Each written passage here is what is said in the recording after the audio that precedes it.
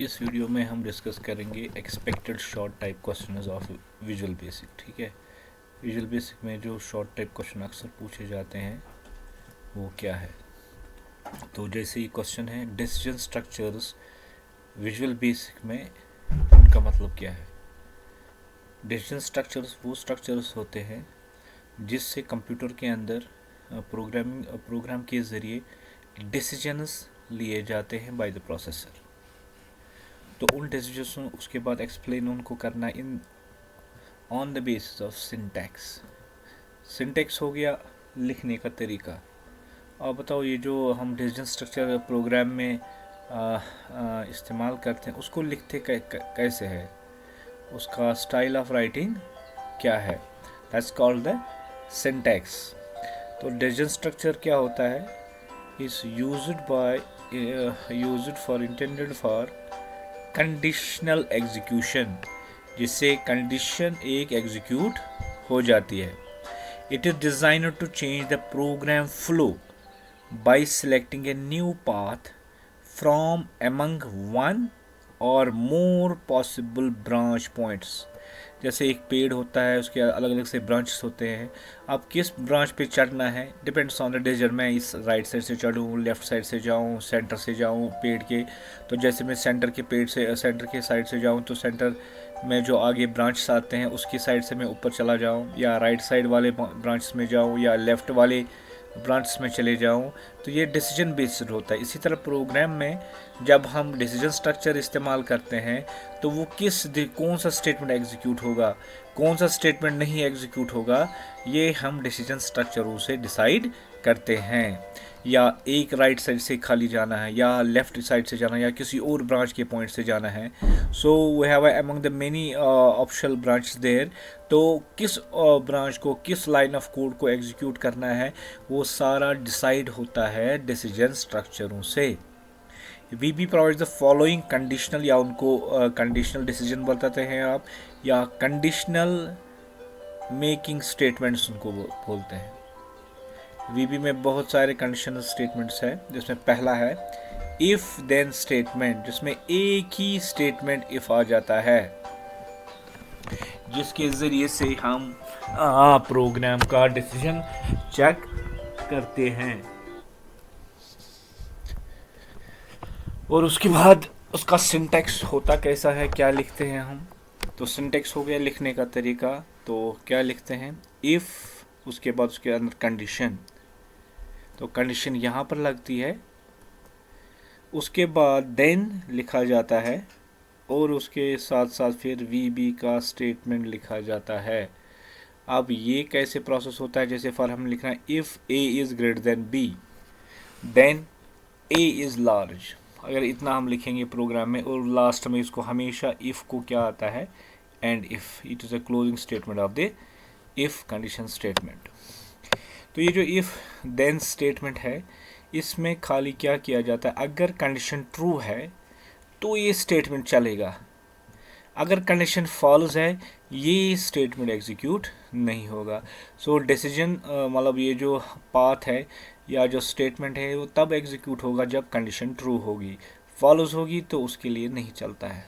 That's why it's called if then statement. इसमें खाली programme में कंडीशन या स्टेटमेंट डिसीजन लिया जाता है जब वो कंडीशन ट्रू होती है।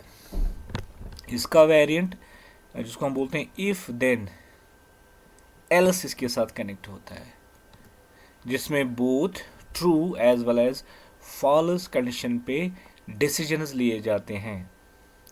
तो ट्रू कंडीशन तो आपको पता है, इफ़ कंडीशन देन के नीचे हमेशा अगर ये कंडीशन ट्रू होती है तो वो देन के नीचे चला जाता है, और जो जितने भी उसके अंदर स्टेटमेंट्स होंगे वो एग्जीक्यूट हो जाएंगे।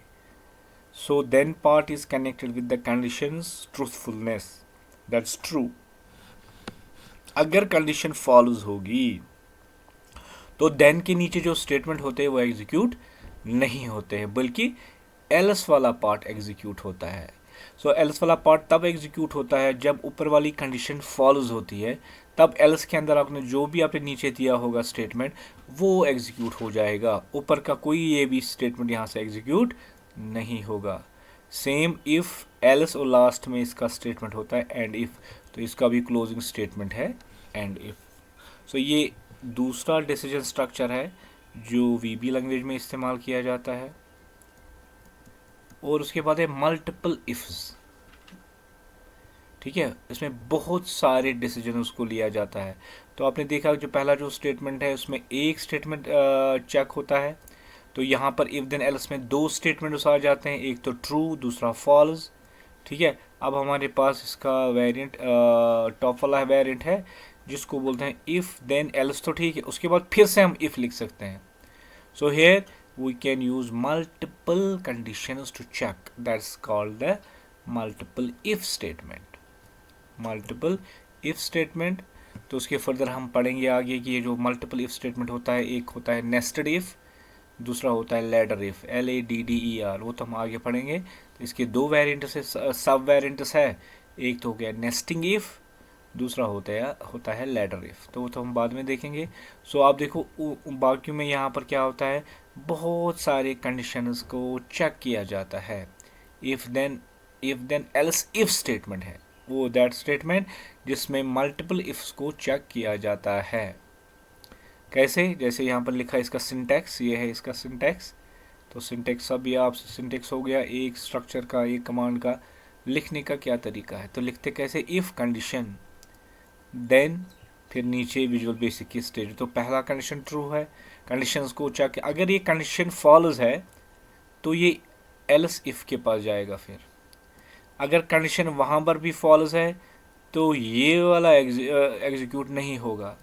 फिर नेक्स्ट कंडीशन को चेक किया जाता है। समझ लीजिए कि ये वाली कंडीशन हमारी ट्रू है, ये वाली कंडीशन ट्रू है, तो इसके नीचे जो स्टेटमेंट आपने लिखा होगा वही खाली एग्जीक्यूट होगा, बाकी कोई भी स्टेटमेंट एग्जीक्यूट नहीं होगा।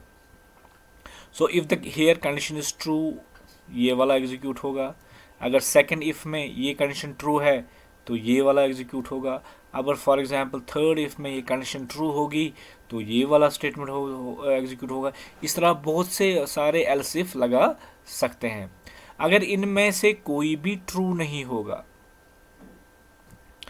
तो उस वक्त फॉल्स, तो अब मैंने बताया पिछले स्टेटमेंट कि हमेशा जब फॉल्स कंडीशन होती है तो एल्स का पार्ट एग्जीक्यूट होता है।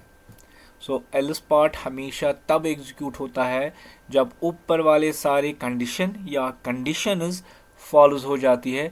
तो जो एल्स फॉल्स वाली कंडीशन होती है उस वक्त खाली ये वाला स्टेटमेंट एग्जीक्यूट होता है। और इन सब इफ जितने भी इफ्स होंगे इनका भी एक ही लास्ट में एंड इफ होता है। ठीक है, सो इफ यहां से स्टार्ट है तो इसका लास्ट में एंड इफ आ जाता है। तो this is called the syntax. लिखने का क्या तरीका, हम एक्चुअल प्रोग्राम यहां पर नहीं लिखते हैं। हमारे पास और एक स्टेटमेंट है जो डिसीजन लेता है, जिसको हम सिलेक्ट केस डिसीजन बोलते हैं। सिलेक्ट केस डिसीजन, जिससे हम multiple decision multiple outputs decide करते हैं on the base of checking और selecting the one expression only. अब देखो यहाँ पर हमने बहुत सारी कंडीशनों को चेक किया, लेकिन ये जो सिलेक्ट स्टेटमेंट है ये खाली एक कंडीशन के बेसिस पे multiple case means case 1, case 2, case 3, case 4, वो आगे एग्जांपल मैं आपको बताऊंगा कि अगर आपने वो वीडियो देखे होंगे विजुअल बेसिक के, वहाँ पर हमने को पूरा सिलेक्ट केस डिफाइन किया हुआ है। तो यहाँ पर क्या है, एक ही एक्सप्रेशन को चेक किया जाता है। अदरवाइज अगर आप इफ एल्स इफ में देखते यहाँ पर भी एक्सप्रेशन को चेक किया जाता है और एक एक्सप्रेशन को चेक किया जाता है और एक एक्सप्रेशन को चेक, और इसके साथ बहुत सारे एक्सप्रेशन को चेक किया जाता है। लेकिन यहाँ पर एक ही एक्सप्रेशन को चेक किया जाता है और उसके बाद उसके आउटपुट्स डिसाइड होते हैं। लेकिन अगर उस एक्सप्रेशन में जो जो ट्रू होगा वो नीचे एग्जीक्यूट होगा। अगर वो एक्सप्रेशन जो हमने चेक किया ऊपर अगर वो फॉल्स होगा तो फॉल्स के वक्त वहाँ यहाँ पर केस एल्स लिखा जाता है। एल्स के बदले यहाँ पर क्या लिखा जाता है, केस एल्स। तो ये तब एग्जीक्यूट होता है जब ऊपर वाले सारे एक्सप्रेशन या कंडीशंस वहाँ पर गलत होंगे। तो यहाँ पर भी केस एल्स है। So these are the 4 types of decision structures used in visual basic programming. अब इसी का आपने देखा कि यहाँ पर आपने इफ़ देखा कि जो ये इफ़ होता है लास्ट में इसका एक इफ़ होता है। ठीक है, अब हमारे पास एक इसका वेरिएंट है, यही ना मल्टीपल इफ्स का, इस तरह है। इफ यहाँ पर है एक इफ, फिर इसके अंदर दूसरा इफ, इसमें एल्स इफ नहीं है, और इसके अंदर तीसरा इफ। सो इफ के अंदर और एक इफ, यहाँ पर और एक इफ, और हर किसी इफ का अपना अपना एंड इफ है। तो इसका ये है, इसका एंड इफ ये वाला, और फिर ये जो है इसका एंड इफ यहाँ पर है, और जो बाहर वाला पहला है उसका एंड इफ ये है। आप देखोगे यहाँ पर ये भी बहुत सारे इफ़ है, इफ़ के अंदर और एक इफ़। अगर उस वेरिएंट को आप देखेंगे जैसे पहले मैंने पढ़ाया आपको, इफ़ के अंदर इफ़ के अंदर ये है इफ़, फिर एल्स इफ़ के साथ कंटिन्यू और इफ़ लगाते हो, तो लेकिन इस स्टाइल में खाली एक ही एंड इफ़ होता है। ठीक है, ये दो स्ट्रक्चर्स है, दो टाइप ऑफ जो इफ़ के इस्तेमाल किए जाते हैं। तो यहाँ पर कंसेप्ट है नेस्टिंग इफ़। नेस्टिंग इफ़ हो गया कि इफ़ के अंदर और एक इफ़ के अंदर और एक इफ़, और हर किसी इफ़ का अपना अपना एंड इफ़ है। तो अगर आपने इफ़ 5 लगाए तो एंड इफ़ 5 मिलने चाहिए। So this type of structure is called nesting. If के अंदर और एक इफ़ के अंदर और एक इफ़ के अंदर और, ये समझ लीजिए ये अलग से एक सीडी है, ये दूसरी सीडी अलग से है, और ये तीसरी सीडी उसकी, लेकिन सब एक दूसरे के अंदर है। जैसे एक बड़ा बॉक्स है, उसके अंदर छोटा बॉक्स है, उसके अंदर सेम टाइप ऑफ साइज छोटा है, लेकिन उसके अंदर और एक बॉक्स है। तो दैट्स कॉल्ड नेस्टिंग इफ़। ठीक है, अगर ऐसा इफ़ है जो इससे पहले मैंने आपको डिफाइन किया, इसको बोलते हैं लैडर इफ़। सीडी वाला, एक ही सीडी में चलना, पहले स्टेप फिर सेकेंड, फिर थर्ड, फिर फोर्थ, फिर 5। तो ऐसे इफ़ को हम क्या बोलते हैं, ये वाले को इफ़ को हम बोलते हैं लैडर, LADDAR। सो इफ़ इसके अंदर इफ़ के अंदर इफ़, लेकिन इन सब का एक ही एंड इफ़ होता है, वो खाली हमारा डिफाइन किया जाता है लैडर इफ़ में। सो nested if statements are useful to include one else if statement within another else if else statement। ठीक है, if एक else statement वो दूसरे if else statement के अंदर होता है, to test one condition followed by another condition।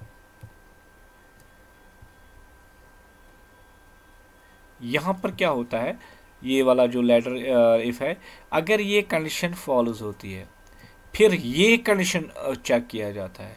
अगर ये भी फॉलोज है, तब ये कंडीशन चेक की जाती है। तो फॉलोज के वक्त नेक्स्ट इंटरनल चला जाता है, लेकिन नेस्टेड इफ में क्या होता है, अगर पहली कंडीशन ट्रू नहीं है, अगर ये फॉलोज हो रही है, तब कोई भी यहाँ पर सेगमेंट एग्जीक्यूट नहीं होगा। सो नेस्टेड में हमेशा होता है कि पहला इफ़ करेक्ट होना चाहिए, फिर दूसरा इफ़ को चेक करता है, वो करेक्ट होना चाहिए, फिर जाके तीसरा इंटरनल वाला एग्जीक्यूट हो जाता है। अगर पहला ट्रू है लेकिन सेकंड फॉल्स है, तो ये लूप आगे नहीं चलेगा। इसमें ए वाला इफ़ वाला ये भी ट्रू होना चाहिए, ये भी ट्रू होना चाहिए, और ये भी ट्रू होना चाहिए, तब जाके हम यहाँ जाके इसको एग्जीक्यूट करवा सकते हैं। तो नेस्टेड इफ में ये होता है, ये हर कोई स्टेटमेंट इफ़ होना चाहिए, लेकिन लेडर इफ़ में ऐसा कोई मसला नहीं है कि अगर पहली कंडीशन फॉल्स है तो दूसरे की तरफ जाएगा, फिर दूसरी कंडीशन फॉल्स है ये तीसरे को चेक करेगा। ठीक है, तो लेकिन वो जो नेस्टेड इफ होता है, अगर पहली ही कंडीशन फॉल्स है तो लूप नहीं चलता है। उसकी एग्जांपल्स यहाँ पर है। ठीक है, तो अब आपको बताना है वही differentiate between if else statement या स्विच केस में स्टेटमेंट में क्या है। स्विच स्टेटमेंट मैंने आपको बता दिया कि उसमें हमेशा एक कंडीशन के बेस को टॉप में इसके एक एक्सप्रेशन को लिया जाता है, उसको चेक किया, उसके वजह से ये बहुत सारे ऑप्शन हम डिसाइड कर पाते हैं तो इसके अंदर क्या है। लेकिन इफ़ एल्स में मल्टीपल कंडीशन, मल्टीपल ऑप्शंस पहले ही मिल जाते हैं, फिर मल्टीपल स्टेटमेंट्स हम एग्जीक्यूट करवाते हैं। If else statement uses multiple statement for multiple choices. ठीक है, जैसे हमें एक क्वेश्चन होता है, फिर उसमें बहुत सारे condition, if A is greater than B and A is greater than C and A is greater than D, तो मल्टीपल स्टेटमेंट्स उसमें हम चेक करवाते हैं। यहाँ पर सिंगल स्टेटमेंट को चेक करवाया जाता है, एक से ज़्यादा हम एक्सप्रेशन इसमें नहीं दे सकते हैं। तो that's called a switch case statement. If else statement test for equality as well as logical. Equality क्या होता है, हम इसमें इफ एल्स में इक्वल का भी इस्तेमाल कर सकते हैं, एंड और नॉट का भी इस्तेमाल कर सकते हैं, लेकिन स्विच केस में हम एंड और नॉट का इस्तेमाल नहीं कर सकते हैं कोई भी कंडीशन को चेक करने के लिए। If else statement evaluates integer, character, floating point type और बूलियन टाइप। इसके अंदर कुछ स्टेटमेंट के अंदर कोई वैल्यू इंटीजर को भी चेक किया जा सकता है, कैरेक्टर वैल्यू को भी चेक किया जा सकता है, फ्लोटिंग पॉइंट जिसमें पॉइंट का वैल्यू भी चेक किया जा सकता है, या बूलियन, ठीक है, ट्रू और फॉल्स को भी चेक किया जाता है। यहाँ पर स्विच केस में खाली कैरेक्टर और इंटीजर वैल्यू को चेक किया जा सकता है। This is the difference between if else statement and the switch case statement. If all conditions inside if else statements are false, then by default the else statement is executed। ठीक है, अगर यहाँ पर condition सब के सब false है तो कौन सा स्टेटमेंट एग्जीक्यूट हो जाएगा, else वाला। और यहाँ पर स्विच केस में if the condition inside the switch does not match with any जब कोई भी केस वहाँ से इसको फॉलो नहीं होगा, for that instance the case else statement is execute। so ये सिमिलरिटी है, यहाँ पर भी else है if else में, और स्विच केस में भी else का इस्तेमाल होता है। तो वहाँ यहाँ पर लिखते हैं else, लेकिन स्विच केस में हम लिखते हैं केस else। स्ट्रक्चर लिखने का यही एक तरीका है। तो नेस्टेड लूप्स मैंने आपको बताया, या नेस्टेड इफ, एक लूप के अंदर और एक लूप, फिर उस लूप के अंदर और एक लूप, उस अंदर के अंदर और एक लूप, उसको बोलते हैं नेस्टेड लूप्स। इसी तरह नेस्टेड इफ है, एक इफ के अंदर और एक इफ, उसके अंदर और एक इफ, उसके अंदर और एक इफ। सारे फॉर एग्जांपल नेस्टेड लूप में फॉर लूप के अंदर और एक फॉर लूप लगा सकते हैं, फॉर लूप के अंदर डू वाइल लगा सकते हैं, डू वाइल के अंदर फिर से फॉर लूप लगा सकते हैं। So you can mix multiple loops and that becomes a nested loop. Nested if is used to do conditionally checks as multiple level। अगर आप बहुत सारे conditions को चेक कराने हैं तो you have to use the nested if। तो अब nested if का इस्तेमाल होता है। Whereas nested loops are used to execute one iteration set of statements inside another set of iterative statement। जब लूप की नेस्टिंग की जाती है, जो for example for loop outer loop है और वाइल लूप इसके अंदर है। फॉर लूप एक बार चलता है, जो इसके अंदर वाइल लूप है, जब तक कि वाइल लूप कंप्लीट नहीं होगा, फिर second time for loop external नहीं चलता है। सो जो मेन लूप होता है वो एक बार चलता है, और जो लूप उसके अंदर होता है वो तब तक चलता रहता है जब तक कि वो कंप्लीट नहीं हो जाएगा। फिर जब वो कंप्लीट होता है, फिर जो बाहर वाला लूप है वो सेकेंड आइटरेशन लेता है, फिर से इंटरनल वाला लूप बार बार चलता है।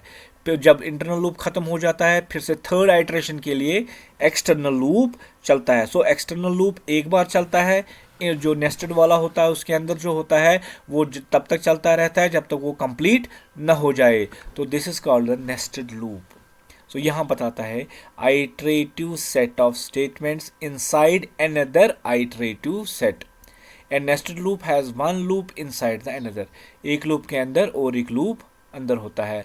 These are typically used for working with two dimensional matrix। का इस्तेमाल जो होता है टू डायमेंशंस में, जो भी आपको प्रोग्रामिंग करना होता है, मैं इसको मैट्रिक्स भी लिखूंगा, उसके लिए भी ये इस्तेमाल होता है। When a loop is nested inside another loop, the inner loop runs many times inside the outer loop। outer loop एक बार चलता है, लेकिन ये जो इंटरनल वाला लूप होता है वो तब तक चलता रहता है जब तक वो कंप्लीट ना हो जाए। इन ईच आइटरेशन या राउंड, आइटरेशन का मतलब क्या होता है, और round of the outer loop the inner loop will be restarted। जब एक बार इनर लूप चलता है तो वो फिर से एक बार ही चलता है। मतलब जैसे आउटर लूप एक बार चल गया, फिर इंटरनल लूप जो है वो पहले से स्टार्ट होता है। जब वो इंटरनल लूप कंप्लीट होता है, फिर एक्सटर्नल लूप सेकंड टाइम चलता है। जब सेकंड टाइम आउटर वाला लूप है तो फिर से इंटरनल लूप एक बार ही रिफ्रेश या पहली रेपिटेशन से स्टार्ट हो जाता है। The inner loop must finish all it's iteration. जब तक कि इनर वाला लूप कंप्लीट नहीं हो जाएगा सारा, तब तक आउटर लूप नहीं एग्जीक्यूट होता है। Before the outer loop can continue to it is next iteration. तो जब सेकंड राउंड में एक्सटर्नल वाला लूप तब तक आया, आउटर लूप नहीं चलता है जब तक कि इंटरनल लूप सारा का सारा नहीं चलता है। इसी तरह इफ़, नेस्टेड इफ़, वो मैंने आपको बताया, एक लूप के, एक इफ़ के अंदर बहुत सारे इफ़ है, वो यहाँ पर इसकी एग्जांपल है। Nested loop are useful to include one or mores within the another if. तो ये वाला जो लाइन है जो वहाँ पर यहाँ पर नहीं लिखी है, तो आप यहाँ से वो लेके फिर इस क्वेश्चन में ऐड कर सकते हैं नीचे।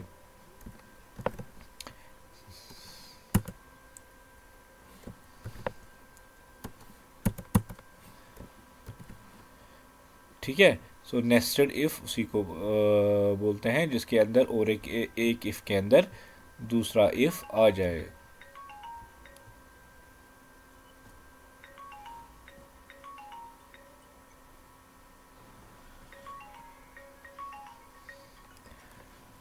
अस्सलामु अलैकुम वरहमतुल्लाह।